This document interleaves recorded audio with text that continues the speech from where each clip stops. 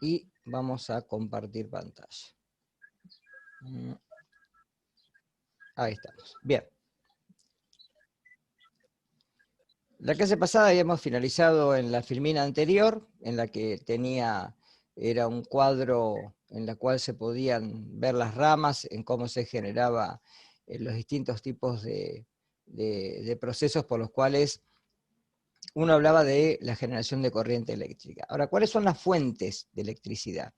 En realidad la electricidad es un fenómeno que la humanidad lo manifiesta desde hace muchísimo tiempo. Distinto es poder manejar la corriente eléctrica, o como tenemos hoy en día, generadores de corriente, usinas, centrales de distribución, es un fenómeno relativamente cercano a la historia de la humanidad, ¿sí? Antiguamente los griegos veían, ¿sí? Los fenómenos naturales como las descargas eléctricas, los rayos, que eran atribuidos a los dioses, pero mucho más adelante, ustedes fíjense que Franklin, por ejemplo, con el tema de la cometa, ustedes lo habrán visto en películas y lo habrán sentido ver, ¿sí? El tema de la llave, puede ver cómo la descarga de un rayo, ¿sí? Genera esta corriente eléctrica. La estática es algo mucho más antiguo, ¿sí? La estática es un fenómeno que ya los griegos lo podrían determinar cuando frotaban, ¿sí? Barras de ámbar o de bonita a través de ciertas estructuras como pieles curtidas, sedas, etc. Y veían que al tocar otros materiales, estas sustancias eran atraídas o eran repelidas. Con lo cual, un fenómeno común es la fricción. Si ustedes lo hacen en su casa, pueden cortar un papelito, ¿sí? Muy sencillamente, lo colocan encima de una mesada, se frotan una virome de las comunes, las Bic, ¿sí? Y al frotarla y al acercarla al papelito van a ver que el papelito se pega, ¿sí? ¿Por qué se pega? Porque cuando uno frota, en este caso la virome, o sea, el plástico, sobre una lana, que es lo mejor, o sobre un pullover que tenga de alguna manera un material en el cual se produzca una fricción entre un material y el otro, lo que hacemos es orientar las cargas hacia el lugar donde está dada la virome. Acá preguntan algo en el chat, esperen que no puedo poner el chat, no sé por qué pasa. Pregúntenme, porque el chat, no sé por qué, cuando está el PowerPoint activo no se puede ver. Me cuesta mucho ver. Profe, le decía que hay una chica que no la deja entrar. Sí, pero yo no sé si puedo hacer algo con eso. Porque ¿cómo se llama? En Meet sí, pero a ver acá, vamos a tratar de ver, pero no creo que sea problema de... O sea, no tengo ninguno que esté pendiente de entrar. Decirle que trate de salir y volver a entrar. Es lo que se me ocurre. No hay otra forma. Porque no es como Meet que te permite admitir, o salvo que vos lo pongas en sala de espera, ahí sí lo tenés que volver a admitir. Pero si no, la entrada, una vez que tienen el link, no tiene restricción, no tiene código de seguridad para poder entrar, ¿sí? Bien, ¿dónde me quedé? Con lo cual, cuando uno hace roce, fricción o frotadura sobre, y a ustedes les debe pasar el día que a veces se sacan un pullover, o por ejemplo se peinan, y sienten esta estática que se da, o sea que son cargas que no están en movimiento, que están en el lugar, y cuando uno generalmente acerca algo que está o que es juez conductor, uno puede ver la descarga eléctrica, ¿sí? Nos pasa con el auto, por ejemplo. ¿Por qué nos pasa con el auto? Cuando nosotros circulamos con el auto, los electrones de la carrocería se mueven, porque es un metal. Con lo cual, cuando detenemos el auto, toda esa carga que se generó en toda la carrocería la tiene que descargar en algún lado, ¿sí? Generalmente cuando vamos a tocar la puerta nos las descargan nosotros, ¿sí? Hay formas para poder prevenir esto, que es esa famosa colita rutera, que lo que hace es descargar sobre el asfalto, y la otra son unos llaveros que ven en algún momento, que no sé si serán muy útiles, que va con las llaves del auto, y uno cuando coloca la llave, ¿sí? Cuando saca la llave, lo que sí hay que tener eso en la mano y tocar la puerta. Entonces se descarga sobre el llavero y no sobre nosotros. Pero generalmente pasa eso, ¿sí? Bien. Pero eso es todo lo que tiene que ver con las corrientes que se generan en un lugar, porque se orientan, ¿sí? Al poder desplazarse por la fricción. Entonces se separan y cuando uno toca algo, esas cargas ahora lo que hacen es conducir de alguna manera, ¿sí?, la atracción de cargas del elemento circundante, con lo cual orientan las cargas del otro. De ahí que se denomina también por inducción, ¿sí?, el fenómeno de generación por electricidad. Otra de las fuentes, y esta la he tomado a veces en los finales, es la electrólisis. Yo les dije en la clase pasada que buscaran información sobre los científicos que tenían en las fotos que yo les había mostrado, ¿sí? Y uno de ellos es Michael Faraday, ¿sí? Michael Faraday lo que hizo fue tratar de trabajar con la unión entre la física y la química. ¿Por qué? Lo que ustedes ven ahí es una pila, es decir, es una fuente que tiene una cierta capacidad de poder conducir corriente eléctrica por una opción de óxido-reducción, ¿sí? Las pilas de este tipo, que son similares a las pilas que hay en los automotores, pero estas son con ácido sulfúrico, no con estos electrodos de cobre y de zinc, pero actúan de la misma manera. En estas reacciones, uno lo que sumerge en una solución ácida electrodos de zinc y electrodos de cobre. En este caso, el zinc va a perder electrones, se va a oxidar y el cobre se va a reducir. Es decir, mientras que el electrodo de zinc, como ustedes lo ven ahí, ¿sí?, comienza de alguna manera a perder electrones, el electrodo de cobre los va depositando y va generando una reacción de óxido de reducción. Sí, no escucho. Ahí preguntaron algo. ¿Nada? Bien, con lo cual los electrodos, ¿sí?, si no están conectados, como ven en la primera figura, por más que tengan un puente salino, que el puente salino lo que hace es devolver los electrones, perdón, en este caso, a la cubeta donde está el zinc, para que se reponga y la reacción siga ocurriendo, porque si no se detiene, ¿sí?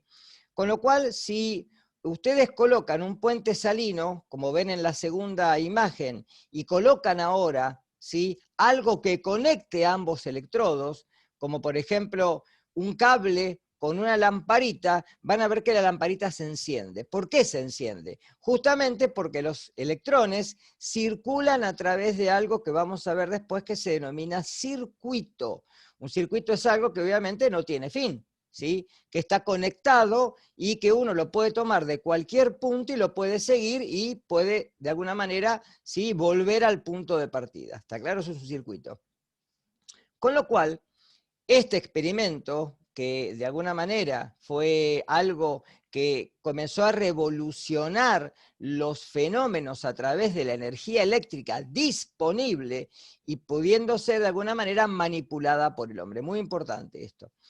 Otra de las, digamos, de lo que nos deja Faraday en esto, es que cuando uno coloca, por ejemplo, agua destilada en una cuba, le coloca 2 electrodos y una FEM, una fuerza electromotriz, una batería o una pila, si uno conecta el circuito, ¿sí?, y coloca, por ejemplo, una lamparita como acá, una resistencia, vamos a ver que no hay circulación de la corriente eléctrica. La pregunta es ¿por qué? ¿Por qué a Faraday se le ocurre que cuando somete 2 electrodos, un electrodo positivo y uno negativo, un electrodo que genera de alguna manera un circuito eléctrico, y hay una fuerza electromotriz, una FEM, que mueve los electrones, él de alguna manera no hay corriente eléctrica que circule por ese circuito? Pero, si le agregamos sal, cloruro de sodio, la lamparita se enciende. ¿Por qué ocurría esto? Porque ahora estamos agregando justamente algo que circule entre ambos electrodos y que haga que la corriente eléctrica ahora circule por el circuito. Con lo cual, el agua, como un elemento covalente, es un mal conductor de la electricidad, pero cuando está en presencia de sales, es buena conductora. De ahí que, por ejemplo, el agua corriente que tenemos en la canilla nosotros, que es muy salina, juntamente el agua en esta región, tiene muchas sales, tiene mucho carbonato, tiene mucho nitrato, conduce muy bien la electricidad, ¿sí? Pero el agua desionizada no, porque justamente no tiene iones y no tiene forma de conducirla, ¿sí? Esto, por ejemplo, son preguntas de final. Esto que estoy hablando yo ahora. Estas son cosas que a veces les puede tocar en el final. Bien. Magnetismo, que lo vamos a ver después en una clase aparte, 3 clases posteriores antes de terminar el cuatrimestre.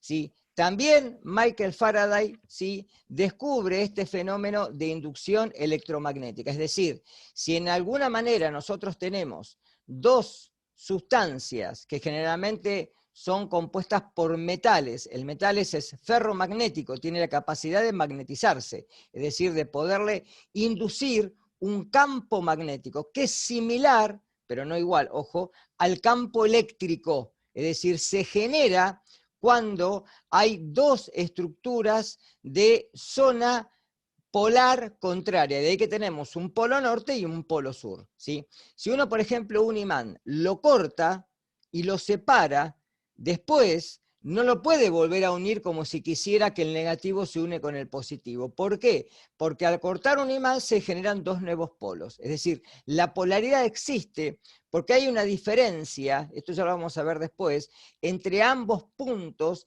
de esa barra magnética. Ahora, si de alguna manera a este imán le colocamos y le hacemos pasar una carga eléctrica, vamos a ver que siempre que hay una carga eléctrica hay un campo magnético asociado y viceversa. Es decir, que como ven ustedes ahí, cuando se coloca, ¿sí?, en limaduras de hierro, se coloca algo que tiene, por ejemplo, polaridad o está imanado, ¿sí?, lo que vamos a ver es que se separan. Porque justamente en los polos pasa lo mismo, ¿sí? Si son de igual polaridad se rechazan y si son de distinta polaridad se atraen. Hay sustancias, por ejemplo, un clavo, que si ustedes lo rijan arriba de la mesa, ¿sí?, y no tiene ninguna propiedad magnética, no va a pasar nada. Pero si yo le agrego, le coloco cerca un imán y lo dejo un tiempo y después lo separo, el clavo adquiere capacidad magnética. Es lo mismo que está pasando con la electricidad, ¿de acuerdo?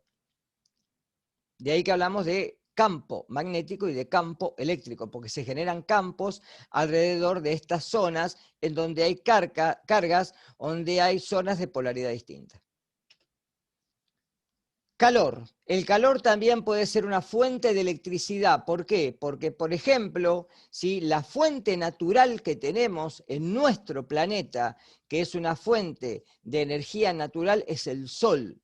Y el hombre ha construido con el tiempo lo que son estas celdas fotovoltaicas, en donde lo que hacen es capturar la energía lumínica con una menor, obviamente, eficiencia que otras fuentes de electricidad, pero poder transformarla de alguna manera en energía eléctrica. También las plantas utilizan, mediante la fotosíntesis, la energía lumínica para proveer un salto electrónico, y al devolverlo, devuelven energía en forma de trabajo que se utiliza para la síntesis de compuestos. No es en forma de calor, lo mismo que ocurre en nuestras células. Cuando se rompen enlaces, ahí no hay disipación de calor, sino que eso hay trabajo a través de lo que es trabajo celular. Por eso es distinto que la fuente natural que tenemos, pero es la única que tenemos, ¿sí? Además, hay otras fuentes de calor que son las geotérmicas, que provienen del planeta, pero que tienen de alguna manera, ¿sí?, una regionalidad, es decir, no están en todos los lugares, pero en nuestro país tenemos, porque tenemos aguas termales, con los cuales sí hay energía geotérmica, que es el núcleo activo que tenemos en la Tierra, que desprende una cantidad de energía porque son metales en estado líquido, y el estado no líquido, obviamente, el punto de fusión, ¿sí?, que es mucho más alto que el del agua, muchísimo más alto, y el estar en estado líquido que dice que está a una mayor temperatura, está por encima de los 500 grados centígrados, con lo cual, o 1000, con lo cual el núcleo es una masa totalmente líquida en movimiento. De ahí que vamos a ver después que esto genera el magnetismo y la gravedad terrestre. Luz.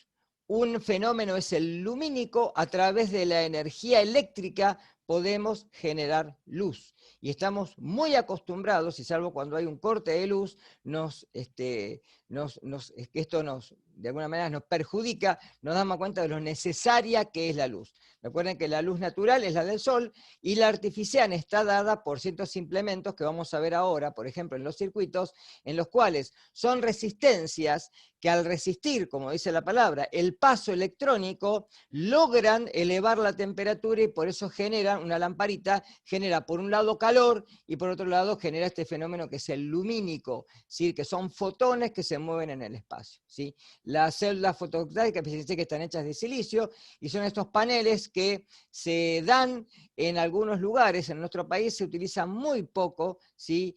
Porque en otras partes del mundo sí se utiliza porque es una fuente de energía que depende obviamente de la luminosidad y la cantidad de energía lumínica que haya en el día y en el año, obviamente. Hay lugares en el mundo donde la luz solar está disponible en muy poco tiempo, fundamentalmente en los polos, ¿sí? Pero en regiones donde la luz es abundante es una buena estrategia para poder tener fuentes de electricidad a partir del fenómeno lumínico. Presión, esto ya lo había dicho yo, la presión es muy importante porque en todo lo que son embalses, represas o algunos lugares donde hay una diferencia de alturas, es decir, donde hay una cantidad, un caudal de agua atrapado en algún lugar, un embalse, por ejemplo, esa diferencia de altura genera una energía potencial. Esa energía potencial mueve las aspas generalmente o turbinas que tengan estas centrales hidroeléctricas y a través de esto se genera luz. Fíjense que en lugares en nuestro país, como en Córdoba, hay embalses que son dados por lagos artificiales. Carlos Paz es un ejemplo de esto, en donde Carlos Paz no es un lago natural, es un lago que se hizo a través de excavaciones y de algunas depresiones que ya estaban por el hombre, donde se estableció y se propuso la disposición de un embalse donde le genera energía hidroeléctrica a gran parte de la zona de todo lo que es la confluencia del valle, no me acuerdo cómo se llama el valle, pero bueno, no importa, de toda la zona de Carlos Paz y aledaños, ¿sí? Y además, bueno, en Córdoba hay muchos embalses, se han hecho el dique Los Molinos, hay varios que justamente tienen una cantidad de agua entrampada, de ahí que también aumentó la humedad regional, por eso Córdoba antes era muy seca, ¿sí? Y generalmente en los últimos tiempos vemos que es mucho más húmeda y ha aumentado el nivel de lluvias estacionales. Sí.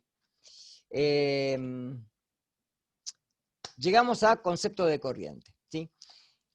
Cuando nosotros tenemos una fuente electromotriz, es decir, tenemos algo que pueda generar una diferencia de potencial eléctrico, puede mover carga eléctrica.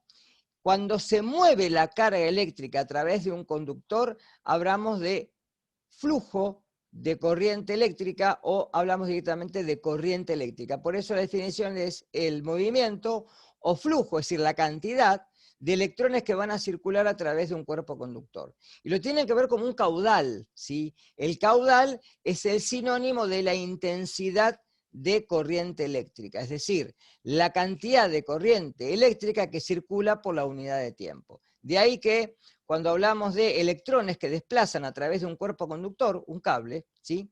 Estos electrones que circulan, ya hablamos de electrodinamia, fíjense, no de electrostática, estamos hablando de cantidad de corriente eléctrica, carga por unidad de tiempo, que se mide en segundos. Entonces, el amper es la unidad que simboliza la cantidad de coulomb que atraviesan en un circuito por cada segundo. Ahí tienen un ejemplo donde yo les pongo para calcular la intensidad de corriente eléctrica, mido la cantidad de tiempo, es lo que hace generalmente cuando vienen a medir la cantidad de corriente domiciliaria. Tienen un medidor, lo que hace el medidor es medir la cantidad de corriente eléctrica que pasa a través de la red domiciliaria y eso después es lo que le facturan a fin de mes, ¿sí? Con un impuesto agravado, obviamente. Pero lo que se ve, por ejemplo, acá, si tenemos 7 coulomb dividido 3,700 segundos, el resultado es 1,87 amperios, ¿sí? Recuerden estas unidades porque las vamos a volver a ver, ¿sí? En toda toda esta unidad y en todos los seminarios, ¿sí? Voltaje. Si tenemos 2 puntos en un conductor y en donde en los 2 puntos hay una diferencia de potencial eléctrico tenemos un cuerpo que tiene una tensión eléctrica, ¿sí? Es lo mismo. Diferencia de potencial o tensión eléctrica es exactamente igual. Es decir, es la fuerza que van a hacer esos, digamos, la fuerza de presión que se va a ejercer sobre los electrones que se desplazan. Con lo cual, para poder moverlos, los tengo que empujar. Y eso es el potencial eléctrico, ¿sí? La unidad es el volt, y se mide generalmente con un dispositivo, que es el que tienen ahí, que se denomina voltímetro, ¿sí? Se puede medir en volt o en milivolt generalmente. Va a depender de la cantidad de electrones que circulen por ese circuito, por eso se puede medir en unidades de voltaje o unidades de milivoltaje. Por ejemplo, para una calculadora uno generalmente habla de milivolt, ¿sí? En los circuitos que tiene adentro. La pila tal vez se mida en volt, y si yo mido la red domiciliaria, la mido en volt, 220 volts, ¿sí? Por ejemplo. Eso cambia, por ejemplo, en los equipos electrónicos. Una batería de un auto tiene 12 volts, ¿sí? Un condensador tal vez tenga 6 volts. Va a depender de la cantidad de corriente que pueda mover ese dispositivo, ¿sí? De ahí que se tienen que imaginar que es una fuerza. ¿Cómo lo tienen que ver? Vamos a suponer que yo tengo una carga eléctrica en este punto, ¿sí? Yo lo dije la clase pasada. Y tengo otra carga eléctrica acá, ¿sí? Vamos a suponer que las dos son de carga igual, son positivas. Si yo esta carga la quiero acercar a la otra, como hay un fenómeno de repulsión, voy a tener que hacer una fuerza por una determinada distancia, con lo cual lo que estoy haciendo es trabajo eléctrico. La diferencia que va a haber entre la cantidad de voltaje que hay entre este punto y entre este punto es justamente la variación del potencial eléctrico. Lo mismo ocurre si la carga es de signo negativo y esta positivo, están juntas y las quiero separar. También tengo que realizar un trabajo eléctrico, obviamente de distinta magnitud, ¿sí? Impedancia. Se habla de impedancia cuando uno habla de la oposición al desplazamiento de electrones. Es decir, que hablamos que para que se puedan mover, yo tengo que impedir que los electrones, ¿sí?, se desplacen por un conductor. Que fíjense que tiene, de alguna manera, una relación con la resistencia, porque la resistencia no es más que la impedancia que tiene un tipo de material y dependiendo del tipo de material, si es de cobre, es de cerámica, etc. Es decir, es un parámetro, la resistencia es un parámetro pasivo, en cambio la impedancia es un parámetro activo. Ahí tienen, por ejemplo, figuras de cómo se puede dibujar un circuito eléctrico, una resistencia, ¿sí? Generalmente con esas barritas, con ese zigzag, o directamente como si fuera un rectángulo, o directamente dibujando con esos colores que son los que marcan la cantidad de resistencia que puede tener. Y se mide en ohms, que es una sigla griega. El ohm es justamente cómo se mide la resistencia. Y llegamos a la ley de Ohm. La ley de Ohm es la ley fundamental de esta parte de la unidad, en donde hay tres parámetros que se relacionan, que son los que yo dije recién, ¿sí? Que son la intensidad de corriente eléctrica, el voltaje y la resistencia. ¿Y cómo se relacionan? La intensidad de corriente eléctrica es directamente proporcional al voltaje e inversamente proporcional a la resistencia. Una cosa lógica. Porque si yo tengo cero resistencia, o sea, si tengo muy baja resistencia, la intensidad va a depender solamente del voltaje. A medida que yo aumento la resistencia, ¿sí?, el voltaje va a hacer que le esté dando corriente eléctrica a cada resistencia cuando tiene que pasar, con lo cual va a disminuir la intensidad. Y va a depender de si el circuito es en serie o en paralelo, cómo tengo que calcular la intensidad que circula por todo el circuito, y el voltaje seguramente lo voy a tener o me lo pueden pedir en los problemas, y eso va a depender de la cantidad y del tipo de resistencias que voy a tener en el circuito, ¿sí? ¿Cómo se puede explicar eso gráficamente? Es muy fácil verlo, o con un tanque de agua que está en un edificio, por ejemplo, o con esto, ¿sí? Si yo tengo entre este punto y este punto una diferencia de cantidad de agua, ¿sí? Y esto va a pasar por un tubo que conecta a ambos dispositivos, a este tanque con este tanque. Si yo lo cierro esto, voy a tener una resistencia del paso de agua. Cuanto más chico sea esto, menor sea el caudal, menos va a pasar. Mira una cosa, ¿cómo lo podemos ver esto a nivel fisiológico? Cuando ocurre un infarto o un ACV debido a un ateroma. ¿Por qué? Porque nosotros tenemos los vasos que son como estos, ¿sí? Son cánulas por donde circula la sangre arterial y la sangre venosa. Cuando tiene que atravesar en un vaso, si la arteria, por ejemplo, que es lo más común, se empieza a tapar de lípidos y de fragmentos celulares y fibras de colágeno, va a ocurrir que ese vaso se cierre y se forma lo que se llama un ateroma. Con lo cual, cuando la sangre comienza a fluir por ese lugar, fluye con menor lentitud.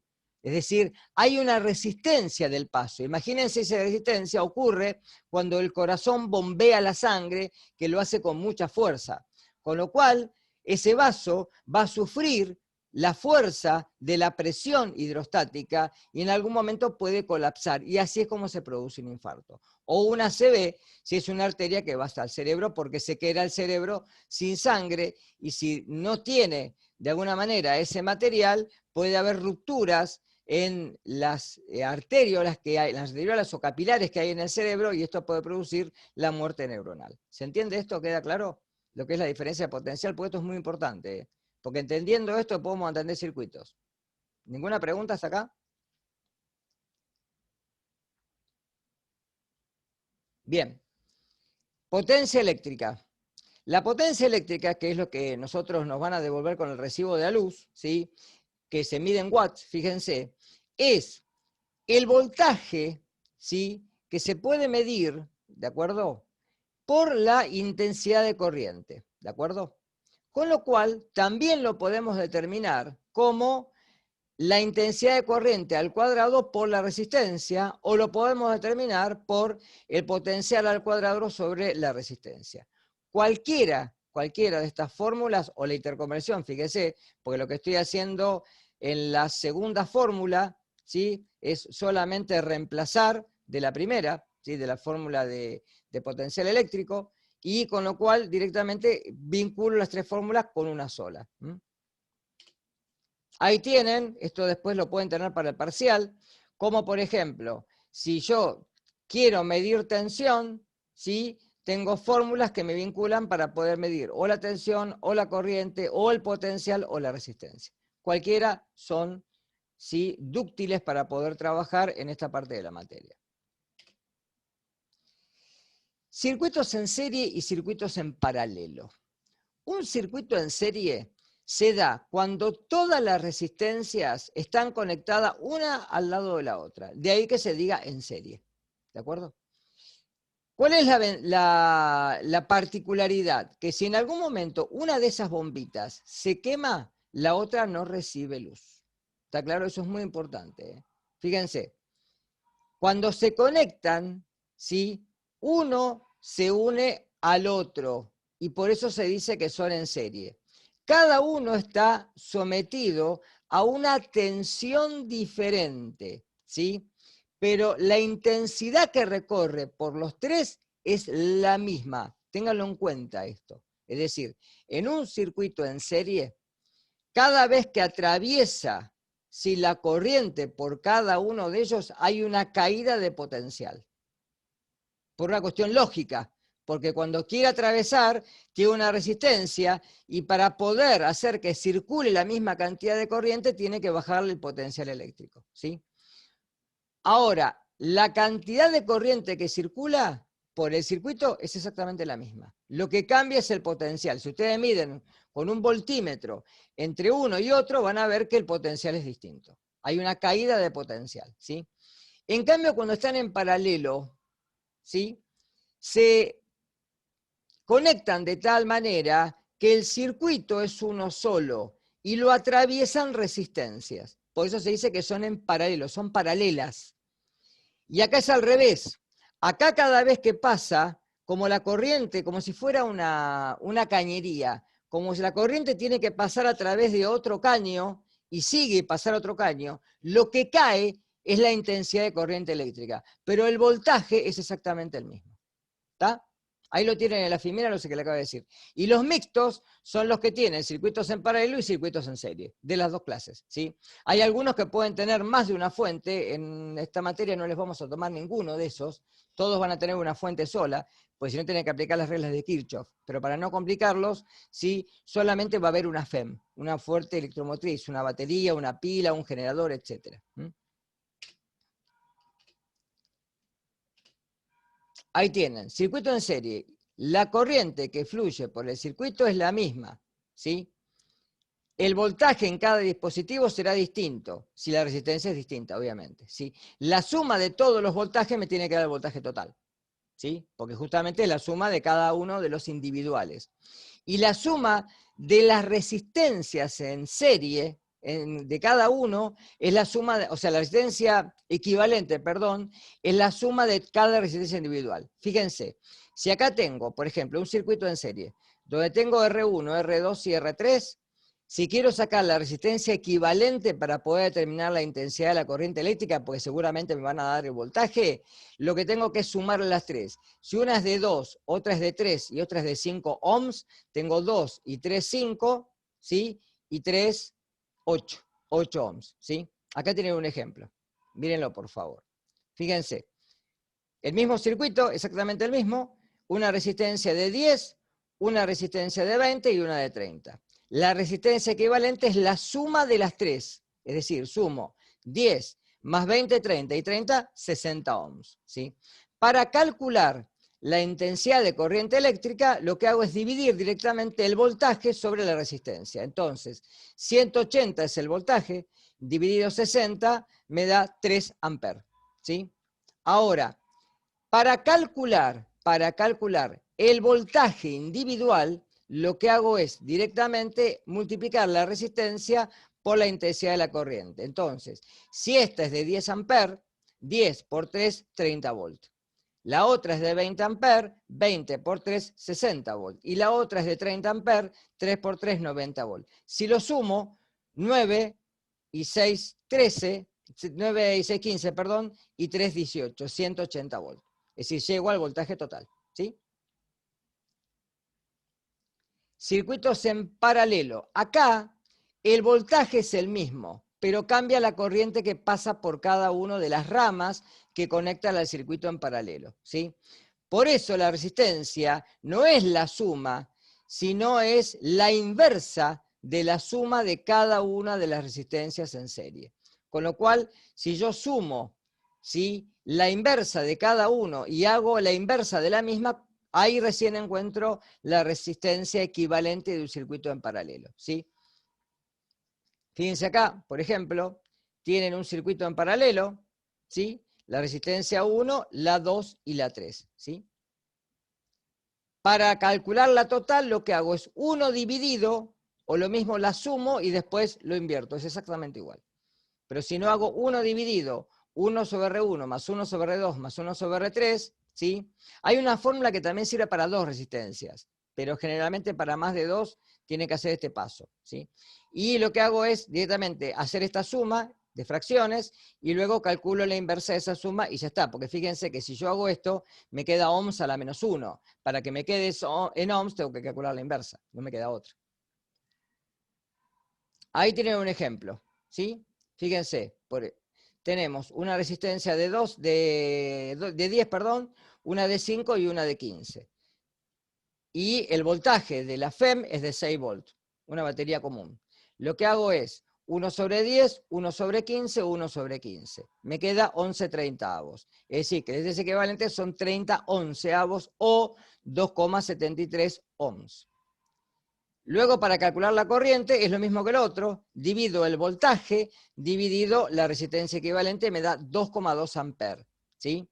Ahora, la corriente no es la misma, pero sí es el mismo voltaje. Entonces, para calcular, lo que hago es dividir en la intensidad de corriente 1, divido el voltaje que atraviesa por esa serie, que es el de toda la FEM, porque es el mismo, dividido la resistencia que me la acaba de dar el problema, 10 ohms, me da 0,6 amperes. Hago lo mismo con todos, y si sumo, 0,6 más 0,4 es 1, más 1,2, 2,2 amperes. Es la forma de corroborarlo. Ahí lo tienen abajo, ¿sí? Bien, y esto como resumen, la energía, fíjense, que se manifiesta como sonido, como calor o como luz. Parte vamos a ver la otra clase, que es el magnetismo, vamos a ver toda esta parte de acá, y lo que vimos hoy es que la electricidad se debe a el fenómeno de cargas eléctricas que se dan porque los átomos tienen cargas, y se dan porque las cargas positivas y negativas producen fenómenos de atracción o de repulsión, ¿sí? Las cargas eléctricas se producen por electrización, es decir, por frotamiento o inducción. Existen en forma de reposo, electrostática, en forma de movimiento, electrodinámica, y esto genera lo que uno denomina corriente eléctrica. Ahí tiene un resumen para poder estudiar después. Bien, hasta acá por hoy, ¿sí? Ya la semana que viene tienen práctica, y el seminario ya está subido a la plataforma. Así que si ustedes quieren, ya pueden empezar con los primeros ejercicios para hacer por lo menos toda la primera parte, y después con Alan terminar de revisar la parte de circuitos, etcétera, ¿sí? Nada más por hoy. Les va a quedar una clase conmigo de magnetismo, que es la última teoría que voy a dar, y que es la que está incluida en el último parcial, ¿sí? El último parcial va a tener parte práctica, problemas, y parte teórica también, ¿sí? Como para poder sellar un poquito todo esto. ¿Preguntas? Sí, profe. Sí. En la anteúltima Sí. diapositiva, ¿puedes ir ahí? Donde mostraste el ejercicio. Acá. Sí, Sí. la 37. No entiendo por qué. Mira, el resultado te da 11/30, pero después la resistencia está Por como esto. 30/11. Por esto, mirá. Pará. Por esto que está acá. Para que quiero llegar a la... Me pasé. Ahí está. Vos fíjate que yo lo que hice recién fue esta parte matemática de acá abajo. 1 Sí. sobre R1, 1 sobre R2, 1 sobre R3. Pero como yo te dije recién, esto, si haces el cálculo, te da ohms a la menos 1. ¿Se entiende? Ok, sí, Si sí. yo divido 1 sobre ohms, 1 sobre ohms y 1 sobre ohms, ¿sí? Y lo sumo a todos, me da, esta unidad es ohms a la menos 1. Pero yo la resistencia la tengo que calcular en ohms. Entonces hago 1 dividido eso. ¿Está claro? Ah, ok, está bien. ¿Sí? Por eso acá lo hice en dos partes. ¿Qué es lo que uno hace siempre? Uno no hace todo ese cálculo en la calculadora. Acá haces en la calculadora. Pones todo en forma de fracción, como yo hice acá. Te queda 11 sobre 30 avos, y después es la inversa. O 1 Sí, sí, sobre ahí eso es lo entendí. mismo, ¿viste? ¿Está claro eso? Porque Sí, esta sí. unidad yo no la puse acá, pero esta unidad que te queda acá es ohms a la menos 1. Y vos, para meterte en la fórmula de... me fui de lado. Vos, para meterte en la fórmula de la ley de Coulomb, para que la encuentre, acá la tengo. Si vos querés entrar en esta fórmula, fíjate que es, para calcular la intensidad de corriente eléctrica, que es lo que te piden siempre, es el voltaje, que ya lo tenías, sobre la resistencia equivalente, que es la que calculaste recién. ¿Está claro? Esto se mide en volt y esto se mide en ohms. El cociente volts-ohm te da amper. ¿Sí? Si acá tuvieras ohms a la menos 1, es como multiplicar volt por ohm. Está mal, no te sirve. ¿Se entendió?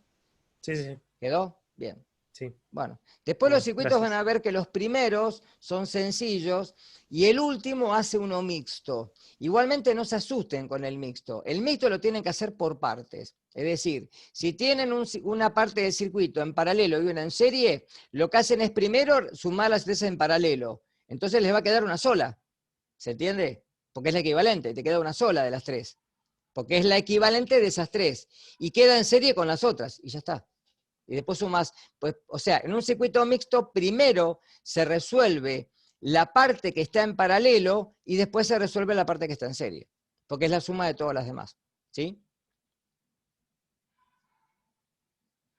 Bien, si no hay más dudas, nos vemos seguramente, bueno, conmigo no van a tener la semana que viene, van a tener con Alan, la otra también, y la otra sí van a tener conmigo otra vez. ¿Sí? Dudas que que después necesiten, consulten o por mensajería o por los foros. Después vamos a habilitar un foro, mañana lo voy a habilitar un foro de esta sección, para que tengan un foro ahí, para hacer preguntas por los seminarios. ¿Sí? Y les dejo obviamente la clase grabada, así la tienen.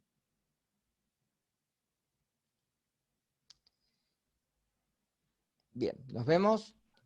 Yo, profe, gracias. De nada. Hasta luego, chiquitos. Hasta la clase Chao. que viene. Chau, chau.